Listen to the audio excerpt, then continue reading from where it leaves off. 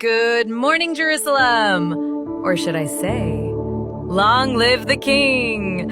That's right, Upper Kingdom. David's finally wearing the crown. And trust me, the path to the throne was messier than spilled pomegranate juice on a linen robe.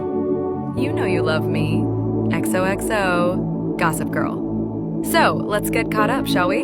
Saul's gone, fell on his own sword in battle. Tragic, messy, end of an era. Jonathan's gone too. Don't even get me started, I'm still crying into my pillow. Meanwhile, David's been chilling in Hebron, ruling over Judah. But the rest of Israel was still torn between Saul's house and David. Political chaos, assassinations, secret deals. Think Upper East Side, but with more swords. But slowly, tribe after tribe started defecting to David. My sources in the palace corridors said the elders were whispering, "Why are we fighting destiny? David's the anointed one." And honestly, who can blame them? Have you seen those curls under a crown? And finally, drumroll please, all Israel came to David at Hebron and made him king. Official, legit, oil on the head ceremony, trumpets, dancing, whole vibe.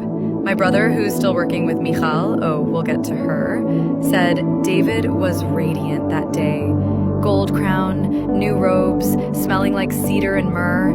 And he gave this speech about unity and God's faithfulness, and half the women in the crowd swooned so hard they needed to be carried away. Now, remember Michal, our palace Blair Waldorf?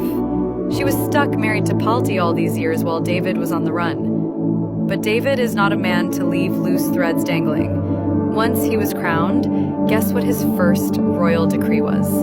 Bring me Michal. Girls, the drama. Saul's old general Abner arranged the transfer. Poor Palti followed Michal weeping the whole way, clutching her cloak, sobbing like a man who just lost his queen bee. Michal, stone-faced, didn't look back. My brother said she arrived at David's court with her chin lifted so high you'd think she'd never shed a tear. Total Blair move. So, Michal's back in David's palace. But here's the scandal. She's walking into a palace already packed with David's other wives. Abigail's there, plus more. Tension? Honey, the palace air was thicker than date syrup. Meanwhile, David set his eyes on Jerusalem, the fortress the Jebusites still held. The Jebusites taunted him from the walls, saying even the blind and lame could repel his army. Cute. David conquered the city anyway and made it his capital, because obviously. But here's where the real Upper Kingdom headline drops. David decides it's time to bring the Ark of the Covenant into Jerusalem. Think God's literal throne on earth. Holy, powerful, dangerous if mishandled, like carrying nuclear secrets, except holier.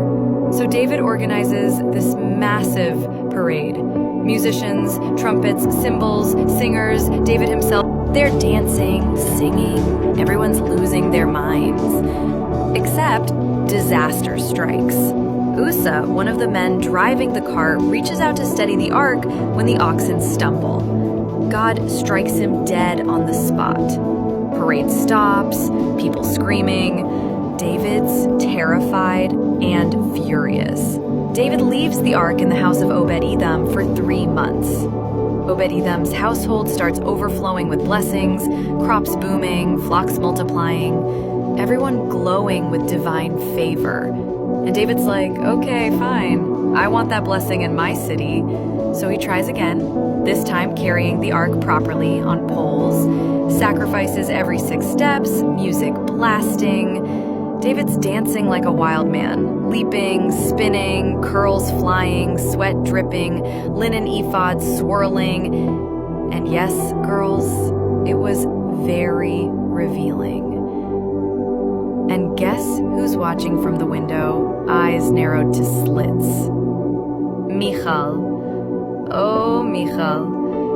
My brother said she looked down on David with this icy glare, like, who does he think he is, the king or some street performer? When David came home, still radiant and panting from the dance, Michal met him with sarcasm dripping off her tongue. How the king of Israel distinguished himself today, disrobing in the sight of the slave girls. And David?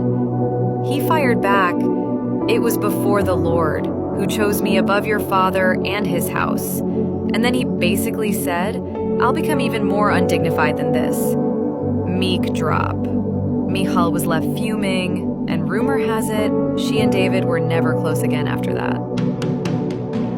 So that's where we are, Upper Kingdom. David's on the throne, Michal's back, but not exactly living the fairy tale. The Ark's in Jerusalem, David's still writing psalms and melting hearts across Israel.